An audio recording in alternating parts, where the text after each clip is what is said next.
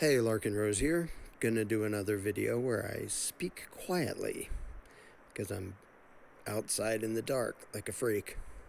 Well, have a couple lights, but it's mostly dark, so this may turn into a horror movie if somebody sneaks up and murders me from behind. Be that as it may,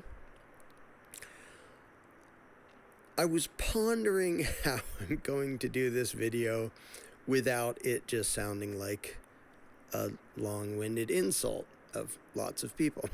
Because a few people keep complaining, with good reason, I guess, that a lot of these videos I can't really share with people because you're basically pointing out how stupid and gullible they are. So, I don't know. I will do my best to make it not sound like an insult, but I'm absolutely describing a pretty profound shortcoming of human psychology, as it were.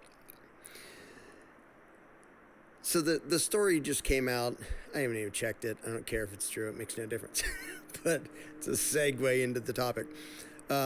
Story came out that a bunch of the most well-known big websites that are posting pro-Trump stuff aren't in the U.S. They're in Bangladesh or Russia or wherever else. In other words, they're fake. They're bots. Whether they may actually be human beings, but they're being paid to do the astroturfing thing.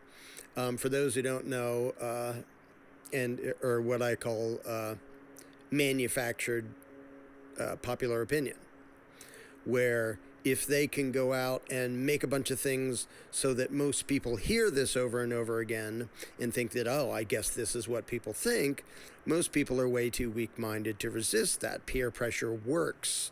Popular opinion works. People want to conform. They want to fit in. Maybe not with everybody, maybe not with a majority, but they want to think, well, at least I have my group of people on my side, cheering for my guy and my party and my agenda and my beliefs, my religion, my whatever the heck it might be. And so if people literally pay to put out a fake version of, oh, this is just normal people speaking their mind, and astroturfing is a reference to grassroots. Grassroots is when the people actually genuinely get excited about. Support comes organically from people hearing an idea they like and getting excited about it and talking about it and spreading it. Now, that doesn't mean the idea isn't stupid, but it means the idea actually has public support as sort of a natural occurrence because it resonated with a bunch of people. That's what grassroots refers to. Well, astroturfing is fake grassroots, pretending that a bunch of normal people adopted some belief and are supporting something, and then putting out the image as if that's the case. So a fine example would be a bunch of people pretending to just be, I'm just a concerned citizen, and I'm here saying why Trump is awesome, and the left does it too. But if most people get the impression that, oh, there's lots of support for this guy out there, they're more likely to go along with it. And this ties in with the Solomon Asch conformity experiments, where you can put something obviously false in front of people, and if a bunch of people before them said, yeah, it's the obviously false thing, but they're pretending, I believe the thing that's glaringly obviously false, but I'm going to say, I believe it, and you go down the line. When you get to the one person who isn't in on the experiment, a lot of people will say, I believe that too, because they want to fit in, they don't want to argue, they don't want to be ridiculed, whatever reason. There's a number of psychological motivations for wanting to fit in. And I explain this in How to Be a Successful Tyrant, and Mr. Smith explains this in the novel version of Jones Plantation, that if somebody is surrounded by an idea thinking that everybody else believes it, most people don't nearly have the mental fortitude to say, well, I disagree with all of you.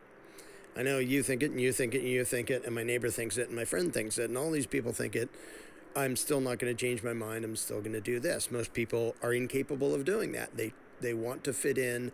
They don't have the confidence in their own beliefs and principles, so they'll cave and go along with stuff. So let's see if I can describe this in the most generous way I can. Most human beings, including most Americans, are extremely weak-willed. If they go rah, rah, rah for a candidate or a political party, if their candidate then says something that doesn't match what they actually believe, it doesn't match what he said before, it doesn't match the principles of the party, or at least the principles that the person thought the party had, if everyone around that person says, whoa, what's that guy doing? He's betraying us, he's stabbing us in the back, that person's going to go, hey, he's betraying us and he's stabbing us in the back. Yeah, we don't like that because I have this group around me saying they're not okay with that. But if the opposite happens, and the candidate can completely stab them in the back and abandon principles and abandon his prior promises and what he said he believed in, what he said he was for, and he can get a bunch of other people pretending to just be concerned citizens saying, yeah, he's right about this. Even though it contradicts what he said last week, we're all going to say, yeah, he's right about it. Most people, not only are they too weak-minded to say, I disagree with that, they're literally too weak-minded to disagree with it. I don't mean say it out loud. I mean they're too weak-minded to think inside their own head, that's not right. Like I agreed with him last week, and it sounded like he was, but this isn't the right direction. And one of the most glaring examples of that is Donald Trump and a whole bunch of conservatives who are now zealously cheering for war crimes, murder, throwing due process out the window, throwing posse comitatus out the window, throwing habeas corpus out the window, basically cheering for completely arbitrary, absolutely unconstitutional, unlimited, centralized authoritarian power. A whole bunch of things that for years and years and years and years they said they were against. And in this case, it's so glaringly obvious that it makes for an interesting and important sociology experiment. And so one of the things I've been doing under comments isn't just telling people, like, if you support this, you're wrong or you're immoral or whatever. I mean, I'll do that too.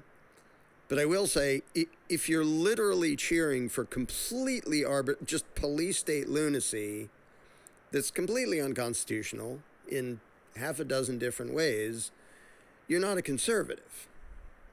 And I use that approach because lots of people right now who think of themselves as conservatives are cheering for basically an authoritarian, collectivist, socialist, just wannabe dictator, which if he had a D in parentheses after his name, every single one of them would be condemning him and saying, how can we tolerate this? This is absolutely horrible. But because he's their guy and in their party, so many of them are literally too weak-minded not only to speak against it, but to think against it. Now, that's not everybody. There are people, and now it's lots and lots of people, it's more people by the day, who get to a point where they say, I supported Trump, there were some things I didn't like, but overall I supported him, rah, rah, rah, I voted for him, I cheered for him, whatever. But I mean, this is a bridge too far, whatever it might be for them. Like randomly starting a war with Venezuela, like that's in any way necessary or justifiable or sane. And but I thought we were being anti-war. This isn't anti-war. This is utterly psychotic. There's no threat to us from Venezuela. This is just the same old psychotic warmongering. So some of them dare to say that. And some of them are too weak-minded to even think that because their guy that they've become psychologically invested in is out there going rah, rah, rah for randomly blowing up boats in international waters, for supposed crimes that A, haven't happened yet because they didn't get to the U.S. to sell their illegal drugs. Not only haven't they happened, but they're not punishable by death when they do happen. So it's just, it's insane. It's illegal for those of you who believe in such things. It's unconstitutional for those of you who believe such things. It's literally just a war crime. Like, the U.S., legally speaking, no matter how you slice it, does not have jurisdiction to just murder people off in international waters. That's bonkers. And pretty much every conservative would just be losing his marbles screaming bloody murder if a Democrat had done exactly this, which they did when Obama did something equivalent to this. Now, Obama was more to sort of, he was this better spin doctor. He wasn't as openly bloodthirsty. He was more secretive about his bloodthirsty psychosis, but he was ordering drone strikes that just murdered people in various places, including U.S. citizens on occasion. And the Republicans were freaking, this cannot be tolerated. This is absolutely horrible. And it wasn't just, well, we don't like that particular murder. They were pretending to be in principle against that. Well, any of them making excuses for what's going on in Venezuela, like, well, obviously you're not in principle against that. You're just in principle against it when the other guy does it. But that's, like, a lot of people, they miss the fact that most of the people going rah, rah, rah for this, and lots of people have stopped going rah, rah, rah, but for those still going rah, rah, rah, it's easy to imagine, well, though you people were always in favor of warmongering and arbitrary, unconstitutional, random police state, like dystopian nightmare type stuff, like what ICE is doing. Yeah, we can hide our identities and we don't need due process or proof or evidence. We can just, like, drag people off the street in broad daylight and throw them in a van. Sometimes they'll be citizens, but whatever. It's like, if a Democrat had done that, they would have lost their marbles. So it's easy for some people, and understandable for some people, to say, well, you guys were never actually anti-war. You were never anti-this. You were never in favor of the Constitution, because look at what you're cheering for. And that misses something that I think is important to understand. What's a nice way to say this? It isn't so much that if you had asked them 20 years ago, are you in favor of this? It isn't so much that the honest answer would have been yes. The honest answer would have been no for most of them. And they would have believed their own answer. They would have believed themselves to be against this sort of thing. The problem is not that they came up with this on their own and this actually fits their beliefs. The problem is that they are so weak-willed and so cowardly and so unprincipled. This is sounding a little insulting, but I'm just describing what it is. That when their guy that they've become invested in turns around and advocates just murder and war crimes, they do not have the mental fortitude and the strength to say, this is wrong. This is just as wrong as if their guy had done it. This is insane. What are we doing? This is not okay. And it's not, like I said, it's not just that they don't want to say that. They don't want to think that. They can't think that. Anybody still supporting Trump, it's really hard to think of nice ways to say this, is a mental weakling of just epic proportions. And I don't say that to just insult them, because if somebody started going rah, rah, rah for fascism, and then fascism was happening, and they're still going rah, rah, rah, okay, you're supporting evil crap, but at least you're supporting the stuff you were before. But the fact that so many supposed conservatives and supposed Christians and supposed constitutionalists are cheering for stuff that they absolutely would have condemned 20 years ago, 15 years ago, shows just how weak these people are. And like weak-minded, weak-willed, unprincipled. And it's not like the peer pressure thing of bullying people into agreeing. It's one thing to bully somebody into, well, I'll do what you say so you don't beat me up. But like, I still have control of my own mind. I'm not okay with this. I don't approve of it. But if you point enough guns in my face, I'll go along with, like, I may give you my car keys. I may allow myself to be victimized to avoid being murdered, but I'm not going to suddenly feel like I'm morally obligated to give you my car keys if you're a heavily armed carjacker.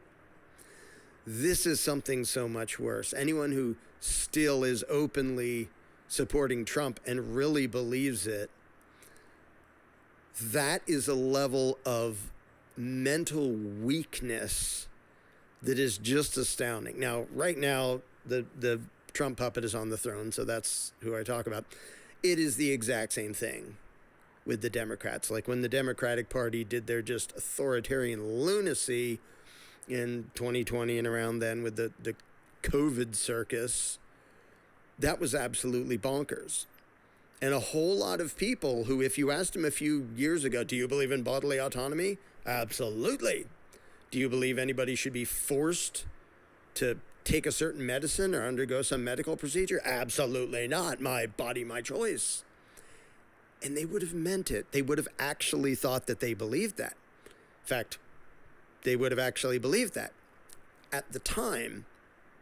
But once they have a loyalty to their party and their guy, in that case, it's more a party than a guy but nobody ever was like actually gung-ho about Biden as an individual human being, because he was already demented, but he was also just this nebulous, lying, crooked creep his entire political career. So nobody was really excited about him as an individual, but their loyalty to their party would literally make their brain shift to make up excuses for why, yeah, if you don't get this injection of stuff that I don't understand and you don't understand, but my guys tell me it's safe, and my guys tell me this will save the day, and my guys tell me that you hate grandma and want her to die if you're not taking this experimental injection, then you should be fired if you don't do that. You should be treated like crap. You should be demonized. You should be denied like medical care for other things. Like there's quite a collection of quotes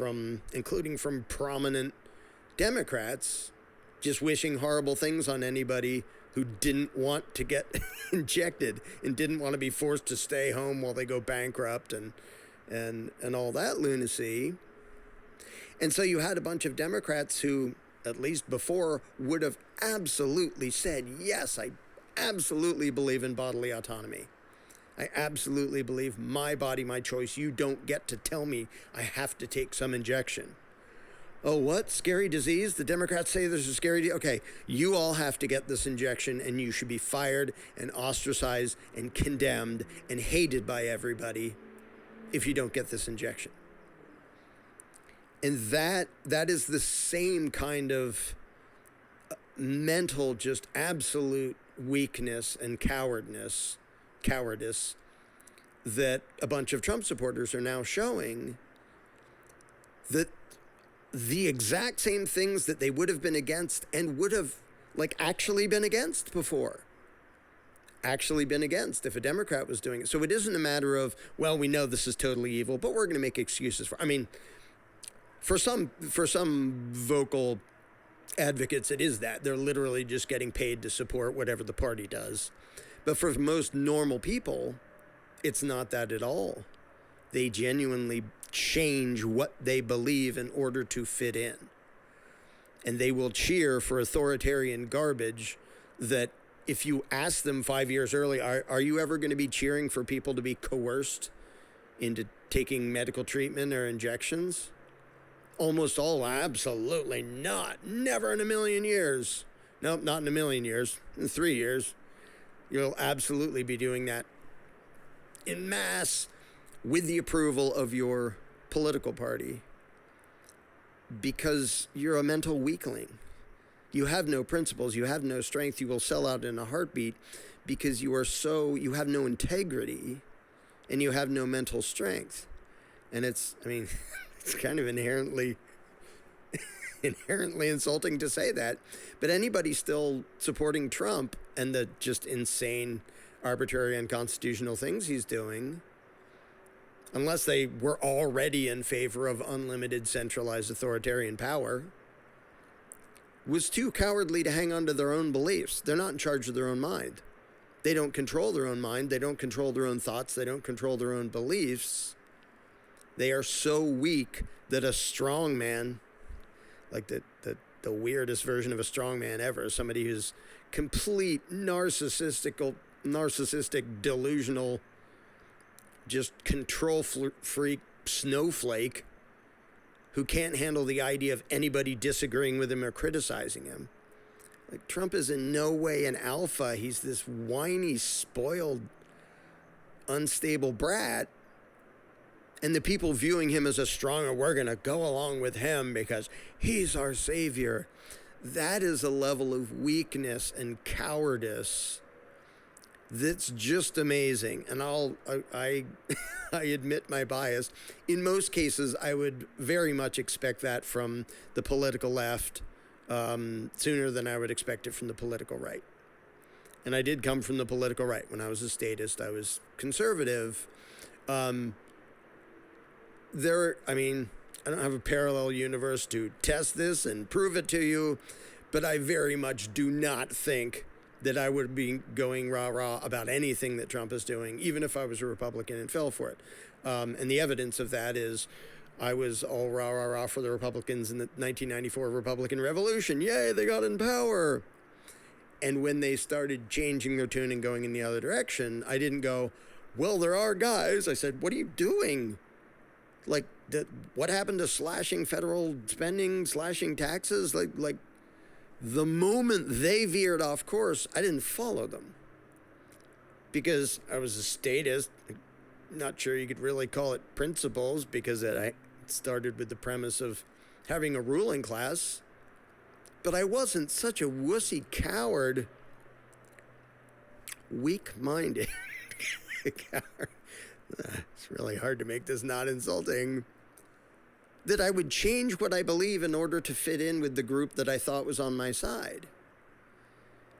And you see, this is no different from some young idiot kid who joins the street gang because he wants to feel powerful, because he's like alone in some big scary city and is like, I don't know what's going to happen. Somebody might kill me, like I don't feel safe. And then, I met a bunch of other guys my age, and some of them have guns, and they're good, and together we feel strong. Yay, we're tough guys. Yeah, we're a buddy. That's my comrades. Yeah. Oh, I just found out that they commit armed robbery and occasionally murder people.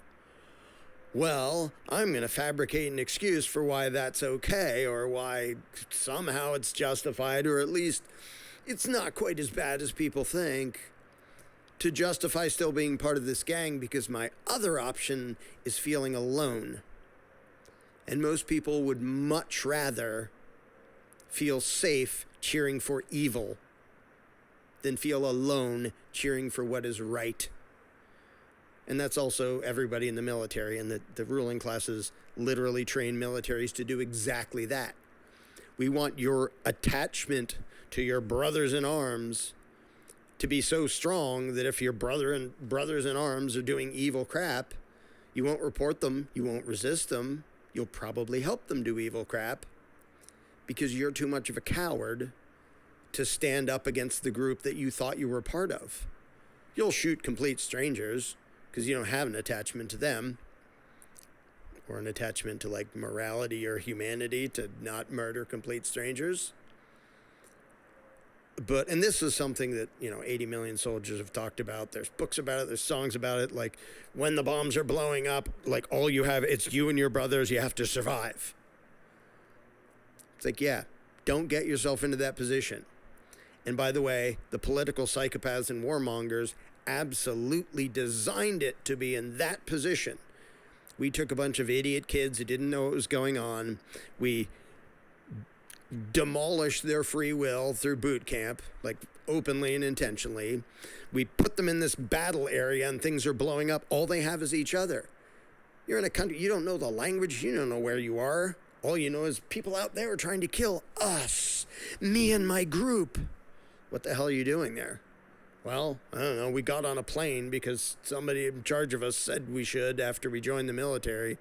So now we're here and we're going to shoot anybody who's a threat to us. What if you were the threat? What if You landed outside of some village of people who were minding their own business, and they're like, enemy invaders, maybe we should shoot them. Now you're committing murder because all you know then is not principle, it's not morality, it's not refraining from being a murderer. All you know is self-preservation of you and the people around you, you know, and everything else is out the window. And war gives us just an infinite number of examples of that. And that's by design, because the politicians know, well, there, we plunked them down there. They're going to kill complete strangers for us. Because all they have now is their little gang of brothers in arms. That's all they know. There's no principle. There's no cause. There's just, we have to shoot at the other people so they don't kill us. That's all that's left. And it's just a similar version of that when people get into a political party and they go, well, it's our party against those libtards. So when our guy is cheering for example, the biggest socialist handout in the history of the world, which Trump not only pushed, but demanded that his name be on the checks, that massive socialist handout near the beginning of COVID, a bunch of them, instead of going, wait, what? The government handouts? That's not what conservatives are about. This is just socialism. You're just buying the loyalty of people. That's not okay. Instead of doing that, they're like, whoa, no, this isn't welfare. This isn't a handout. This is him giving some of the money back. They would do mental gymnastics to try to justify it instead of actually having principles and going, no, this isn't okay. So you can see the whole way along, like whatever they believed about Trump to begin with and imagined he was pro-freedom, even though he didn't even really pretend to be.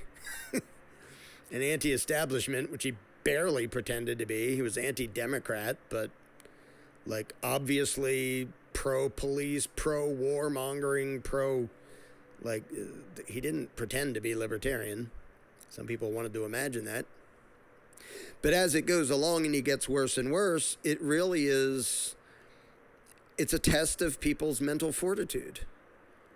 And sorry, but if you're still supporting Trump, you have no mental fortitude. You are weak as can be mentally. Because none of you at the beginning said this was what you were for. And the fact that he, we're going to expose the Epstein thing. Now we're going to cover it up. Now it doesn't exist. Now we're going to pretend to release it. And then you're going to find out, we're not really releasing it. But we'll make excuses. Now we're for ending all this warmongering. Except in Gaza and in Venezuela and in Yemen and over here. And so of the people who would have criticized that before, that shows a level of weakness and cowardice that's discouraging and kind of amazing that people can be that weak. And again, Democrats did the exact same thing during COVID. And it just shows, that's a perfect test. Did you go rah, rah, rah behind that person because you believed in what he was saying, or because you needed a gang to be in to feel empowered? Anybody still supporting Trump, it's because they are weak cowards who wanted to feel powerful by being in a gang. And that is all. Had nothing to do with being in favor of the Constitution, had nothing to do with being in pro-freedom or being Christian or anything of the sort. It was just, I want to feel like I belong in this gang. It makes me feel more powerful than if I'm on my own, having to decide my own beliefs and deciding what I advocate. So I will make all manner of excuses for whatever my guy does. And that is how Mao happened. It's how Stalin and Lenin happened. It's how Hitler happened. It's how Pol Pot happened. All the people who start out going rah, rah, rah, because this guy's going to save us, this political party, this movement is going to save us.